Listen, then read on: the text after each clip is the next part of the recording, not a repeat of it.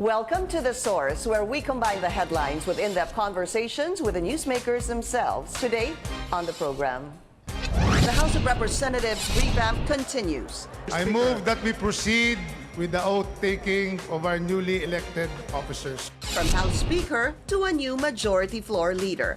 Thank you, Congressman Castro, for readily acceding and offering the position to me. But the fight on the House Minority Leader is far from over. The moment they participated in removing the Speaker, they already crossed their Rubicon and they are already in the majority. Who will give in, and will the battle reach the courts? Congressmen Danilo Suarez and Edgar Erice join us live. And later, a treat for persons with hearing disabilities. The Starbucks branch lets you order in sign language. That's for today's In Focus.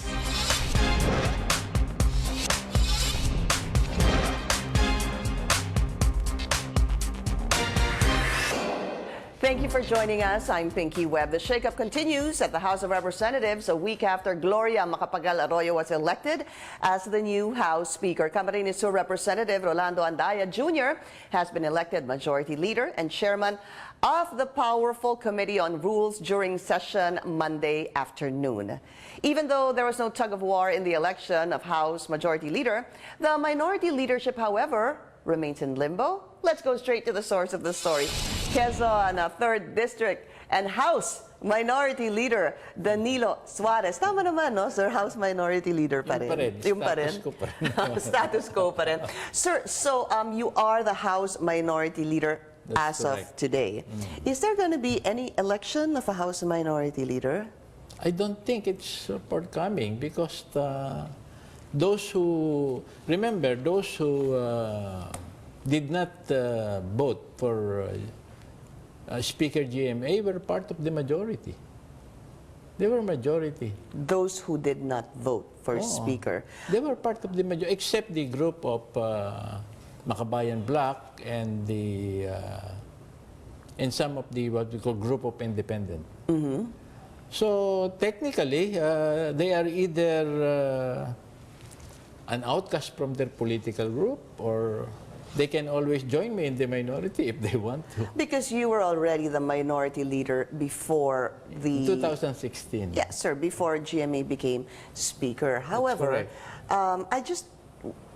how I understood it ever since, sir, was that if you vote for the Speaker, you automatically become a member of the majority. Not necessarily. The position open was only for the Speaker. There is no other candidate. Correct. Oo. So, ang pwedeng mangyari yan, kung outside of GMA, there are other contenders. May isa Kagaya pa. nung laban namin ni, nakalaban ko si Teddy Bagilat, ako, at saka si Speaker Alvarez. For the speakership. For the speakership. Those who voted for Bebot Alvarez are the majority, and those who did not or abstain are considered minority, and they will meet and vote among themselves who will be the chosen minority leader. That's the rule. Yeah. So those who did not vote or abstained, but you voted, sir, for That's correct. GMA. But that's the only position of she's the only candidate. So how can you be minority if you voted for the Speaker, who is now the majority? What we're saying is this: the vacancy is only for the Speaker, and the rest is status quo. Yung mga member ng Committee on Appointments, yung mga chairman ng different sensitive committee, and the minority is still in status quo. Pare-pareho pa rin kami. I understand, and that was an argument also presented to me by Congressman Fred Castro yesterday, sir. We had him, but I want to bring this in. We went to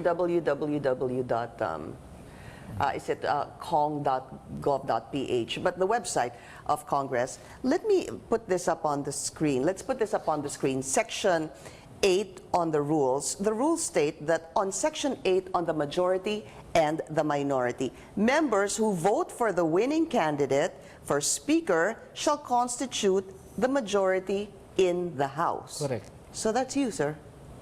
Well, unless there is other candidate. Oo. It does Kaya not. nga, It does not say unless there's any other No, candidate, sir. there is another version enrolling in the House rules. And it was clearly expressed by Congressman Pido yesterday. Different House rules. But that's correct. But the point is there are other rules that also govern on the selection of the minority. So, which rules are we supposed to believe in, sir, or which rules take precedence over the other? Well, what was stated clearly by one of my deputy minority, we will have to follow that because that's the ruling on the part of the minorities. Sir, I guess the question is, how can you be a minority leader, just common sense, if you voted for GMA as Speaker? No. How can you be the fiscalizer? At least explain that to us, sir. How do you defend yourself that you will be the fiscalizer here? Pinky Kwan, this is not the first time that I've been there in the minority and I've been noted and been known to be a fiscalizer regardless of whoever is in there. They can be my friends or what, but I will always do my role as the minority leader.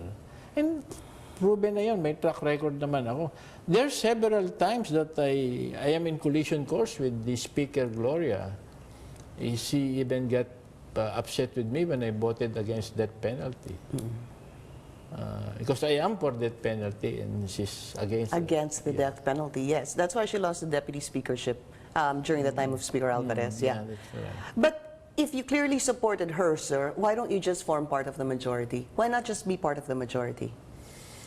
Well, let's put it this way. This is we're only a year to go for this Congress. Sir, 9 months. Yeah, 9 months, and I have other intention of political position. Retiring from Congress as minority leader is something that I visioned to wind up my career as the minority leader. Yeah, that's the only reason. It's a personal, is that what you're saying, Well, sir? it's a maybe may personal advocacy reason. and matagal na rin kasi akong lagi nasa minority and plus the fact I don't want them to take my office. I know. So then, is it okay to say, sir, it's a selfish reason? You don't want them to take your office, right, sir? Yeah, I built that office myself. Ako ang nagpagawa nun. But how do you feel that even if you are and were the minority leader prior to GMA being speaker, sir, they're already saying that it's not the true minority. Well, they can What more now, sir, that you supported GMA as speaker? Will this... Yeah, we will always be subject to doubt and I mean, admittedly, I'm close to the speaker. But as I've Very. said, but you watch me. You watch me and you can grade me and judge me later. Yeah. And see how I perform. But you know, I was, of course, CNN Philippines, we were monitoring the developments. Our Joyce Ilas was there, sir. But I remember distinctly, sir, that when GMA won as speaker, you said that you are going to relinquish your post as minority leader and possibly Congressman I did. Lito Atienza will become the House minority House leader. Minority, yeah. Why the change of heart? I have thought of that, and then I consulted the members of the minority, and I asked for their opinion, and they said they don't want to let me go. Who does not want to let you go, sir? All the members. Such as? All my members. How many are you, sir? 18. No. 16, 17. But technically right now, if I will... I have about 32 applicants, members who wrote me a letter that they would like to join the minority. From on top of the 17 that you have right now. 17 plus 32. That it's good you talk about that, sir, because if we look at the LP block, which is 12 to 15, sir, and then the Makabayan block, if you total them, they would total about 22, sir, if I'm not mistaken, or 23, and that's over and beyond your 17 number right now. So do they constitute more the minority now until, sir, sumama itong 32 who have told you that they want to join the minority? Ganito yung pinky, The group of Rudy Parinas and the Independent and the I understand they have come with that action, and they presented their position to the Speaker. They have done that, I think, yesterday, and the Speaker must respond. The Speaker must respond. So, If there is no response, it's status quo. but also the group of LP, sir, hindi ho ba they elected Miro Kimbo as the minority leader? Yeah, Also they did, wrote the Speaker, sir. So if the Speaker does not respond, it's clear, sir. Status quo. Yes. Uh-huh. Even if hypothetically, sir, mas marami pong tao ang LP and Makabayan block versus your block, sir, you still remain minority, As the minority leader. So it's really the action of the Speaker? How's that again? It's really the action or inaction of the Speaker? Well, I'm not saying that at the end of the day it's the Speaker's call. I'm not going to say that. But what I'm saying is this: if I want to contest the numbers by the mere number of those who have, it's in my record. Who wrote me a letter and said that they would like to join the minority bloc. I would assume that the reason why they want to join the minority is right now they know my relationship with the Speaker, so it's a friendly minority. So, I guess that's what you call it, sir, a friendly minority. You're a friendly minority to the constructive Speaker. is the better word, constructive. But you also said friendly, okay. Ganito, maraming committee sa Congress. And good congressman wants to be members of some sensitive committees, some that is close to their heart or some parochial concern. But because of the limited number of membership, hindi sila makapag-member. But on the part of the minority, I have almost 17 to 18 membership. Dahil sa kukunti kami. Ngayon, kung sasama sila sa amin, yung mga gusto nilang membership sa mga committee, magiging member sila. That's precisely the reason why they want to join me. Yeah. To also obviously have positions as members of certain committees. Yes. Yeah. So are you inclined to take them in, sir, this 32 that have I'm been seriously signified? evaluating it. Why not take them in, sir? Why seriously evaluate them? I'll have to check on, number one, yung mga committees na I have to talk to them one by one and tell them why I'm honored that you want to join me, but ano ba talaga? Ba't pa kasama sa akin? Kasi Pinky, all this time, mag 2 years na kami, we have developed this close knit of friendship on this 18. Kasi nawala si Harry, di ba, naging spokesperson. Si Eugene naman, lumipat na sa kabila, kay Rudy, dahil sa magkaibigan yung dalawa. So 16 na lang kayo, sir. Yeah. And you've developed this close-knit group, I guess, sir. We go out of town. So, medyo stricto ho ba kayo sa pagpasok ng iba pang gustong sumali sa grupo nyo? Ang mangyayari dyan talaga, Pinky, is I will seek their opinion and guidance. Oh, ito, gusto sumama sa atin. Okay ba sa inyo? Ganun. It'll be a group decision, sir. And you're not inclined, sir, as a last question, to have someone like Congressman Miro Kimbo stand as minority leader? Is that? Siguro hindi. No. Even if they bring it to the courts, sir, they question this before the courts. You're ready to answer this? Yeah, they can do that. That has been they'll do it, and it should be the second time that will be taken to court, because yung 2016 dinala ko sa Supreme Court eh. All right, Congressman Danilo Suarez, minority leader, sir. So, as a last question, this afternoon, baka meron ho kaya sigurong mangyari na namang objection? There will be a lot of fireworks this afternoon. We will allow all of them to speak their mind. Magsalita na sila because that's their right and privilege. So we'll just listen to them. But you'll stay put. Oh, yes. Thank you, House Minority Leader Danilo Suarez. Sir, good to see you. Maraming salamat po sa inyo, sir. Thank you. I will, sir. This is The Source on CNN Philippines. Coming up, will the battle for the House Minority Leadership reach the Supreme Court? Liberal Party Congressman Edgar Erice will join us after the break.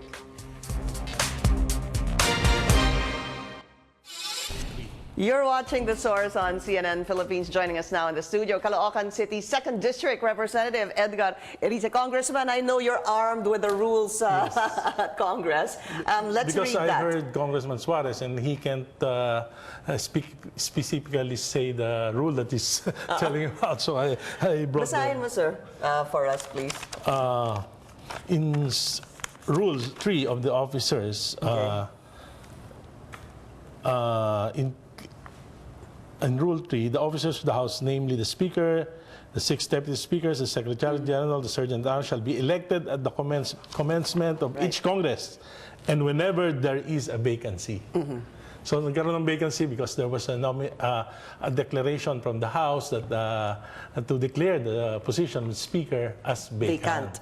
So as a natural impact, of course, there will be an election. If there's an election, there will be nomination and voting. Nominal voting nga. So bumoto kami. Sa Rule 2 naman, nakalagay naman dito, Section 8, members who vote for the winning candidate for Speaker shall constitute the majority in the House, and they shall elect from among themselves the majority leader. So kaya hindi kami nakialam sa majority leader because But that's exactly the rule I showed Congressman. minority leader then shall be elected by the members of the minority and can be changed at any time by a majority vote of all the minority members. So, I think that's very important, sir. Yes. This reference to, at any time, the majority and minority shall elect such number of deputy, majority, and minority leaders as the rule provides, sir. But the minority leader shall be elected by the members of the minority, yes. sir. And the House Resolution number 225, which affirmed the election, specifically says that the election of Speaker.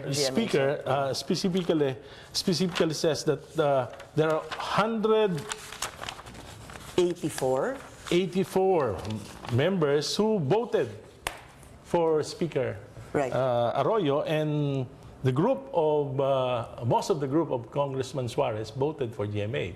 So he ousted himself from minority from the minority group, and those who voted to abstain are the 12 members of the LP and 3 votes of no vote for GMA from the Makabayan Bloc. Plus 3, so 15. Officially, according to our rules, the new members of the minority are the 15 congressmen who abstained and registered a no vote. I understand the kind of argument you're making, sir. In fact, we are reading the same rules that I also read. Ito ho yun, for those who might be interested. Tingin ko, nagtatanga-tangahan na lang si Congressman Suarez, veterano na yun sa Kongreso. Nagtatanga-tangahan na lang siya sa rules para manatili as a company union. Kasi sanay na sila yung grupo nila. During the time of Alvarez, we bested them in the elections. Si Teddy Bagilla placed second to Alvarez. Pero gumawa sila ng panibagong rules. Sabi nila, yung mga abstain are members of the minority. So nagpatawag sila ng election, 22 yung dumating. So bumoto sila lahat for Congressman Suarez. Pero after the elections, a few weeks after the elections, bumalik sa minority yung marami, including the one who presided during that election is Congresswoman Garin. After a few weeks, she transferred again to the majority and became a deputy speaker. So yun ang sabi niya ngayon, na may 32, papahiram uli yan ng majority. Yun yung sinasabi ni Congressman. Papahiram sila uli ng majority para dumami sila. I-castrate yung real minority. Well, let's put it this way, sir. Whether that is, just for the sake of argument, sir, true or not, they will still have the numbers. Even if ipahiram, as you say, yung 32, Yes, but, mas marami pa rin sila pero ngayon, mas sa inyo. maliwanag yung violation. Mas maliwanag. Although, syempre, it will take time because I intend to, if they will insist on being the minority, I intend to question it before the Supreme Court. So, it will take time. Pero sa tingin ko naman, ngayon, mas malakas yung ebidensya kasi itong mismong rules na sila gumawa, sinustain ng Supreme Court. And they are violating the very rules that They promulgated, sir. Yes, Parang they ganun po. promulgated. Oo, because nakasulat din po dito, yung lahat ng mga pangalan na bumoto for Yes. GMA. Maliwanag naman dun sa Supreme Court decision na na-sustain that those who voted for the Speaker shall be considered as majority members. And then it said nga in the rules that we read, sir, that the minority members shall elect among themselves. Now, here's the thing, sir. The minority members shall vote among themselves. What if, there are two things, sir. What if they say that magbotohan tayo, ito ang minority, and they have the numbers, sir? Well, according And to the pangalawa, rules. sir, sorry, before I forget, sir, is that his position was not declared vacant. That's also an argument they are No, raising. the moment that we reorganize, all positions are vacant. Hindi ho ba? Ganun ho ba Ganun yun, talaga sir? yan. But why did they just declare the speakership vacant? Nobody wants to contest GMA. Even in the Liberal Party, we don't think that we have a chance. So we'll just abstain from the voting. And Makabayan Black, alam nilang wala silang chance. Ang kanilang sinasabi, no for GMA. So yun ang real minority as defined by our rules. So yung 15, yan yung talagang original na minority ngayon under the present setup, under the reorganized setup of the House. Tinanong ko nga kahapon si Congressman Andaya, sinagot niya as acting speaker, sabi niya, we reorganized the House. Maliwanag yun, sinabi niya. At kami naman, according to the rules, since we are the only minority, the 15 members, we have already elected our minority leader, si Congressman Kimbo. And anyone who wants to join the minority can write Congressman Kimbo. Sir, here's He has 32 plus 16, siguro pwedeng sumulat kay Congressman Kimbo. Pero alam naman natin. Pero wag na natin pag-usapan yung legal side, yung moral side na lang nung issue. But that would be very contentious, sir, legal versus moral. No, Because you can fight moral, they can fight legal. Hindi, yung legal, we're very sure of it in the courts. Pero yung moral issue, kasi we should not be very legalistic in this issue kasi may epekto to sa mamamayan. Ang tingin ko, ninanakaw ng majority yung karapatan ng mga mamayan para magkaroon ng check and balance sa Kongreso. Ang Kongreso, ginawa ng mamamayan. Para gumawa ng mga batas, para sa mga araw-araw nating mga pamumuhay dito sa ating bansa. Eh ngayon, meron sila, yung mayorya, andun na sa kanila lahat eh. They have all the committee chairmanship, majority leader, deputy speaker. Konti na lang sa amin. Ito na lang yung karapatan ng mamamayan na magkaroon ng check and balance para mabusisi yung mga batas na ginagawa sa Kongreso. Ninanakaw pa nila yan. Hindi sa amin. Sa mga mamamayan. Ano kapalit niyan? Bakit ginagawa yan nila Congressman Suarez? Bilyong-bilyong mga proyekto sa kanilang mga distrito. So here's the thing, sir. How can you proceed? I guess that's the question. How can you proceed with Congressman Miro Kimbo becoming the minority leader? Papaano Of course, we have some strategies. We're still talking about it. But ultimately, we have to go to the courts. And of course, we should also include the people. Yung public opinion. I still believe na yung public opinion. Kasi naniniwala ako si President GMA, now our Speaker, as a senior statesman, as a former president, as a veteran parliamentarian, alam niya naman yung sigurong tamang gawin para ngayon bumabagsak na yung bagsak ang ang image ng Kongreso, SWS. Bumaba, sir, ng 10 points. Ng Yes, 10 sir. points.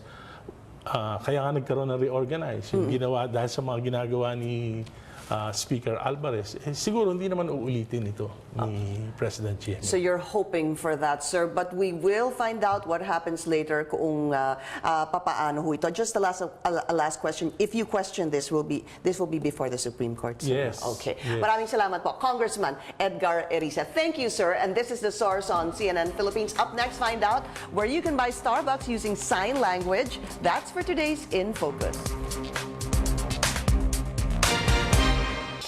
Time now for today's In Focus here on The Source. There is something new in one of the stores of Starbucks, and it's especially made for people with hearing or speech disabilities. Take a look. We are thrilled to announce Starbucks opening its first signing store.